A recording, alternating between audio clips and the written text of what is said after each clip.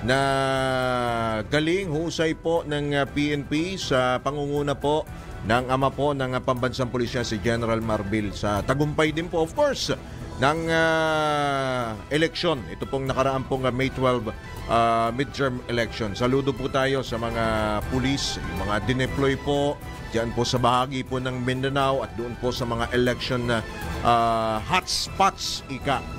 So sa susunod po na Chief PNP, good luck. Dalawang eleksyon pa pala ang babantayan ho ninyo. Yan pong Bangsamoro elections, parliamentary elections, pati yung barangay at SK elections. Sinasabi ng COMELEC ngayon ay, ano ba yung sasabi ni Chairman? Super election year. Ngayon pong 2025. At sinasabi nga, of course, AFP, PNP, para nakatutok ko sa seguridad po, dyan po sa dalawa pang susunod na eleksyon. Kaya good luck po. Good luck po sa ating pong pambansang pulisya. Good luck din po kay General Marbil at sa lahat po ng ating pong mga lahat po ng miyembro po ng PNP. Saludo po tayo sa inyo pong magandang pinamalas na husay at tapang nito pong mga nagdaang pong araw, lalo na po nitong eleksyon.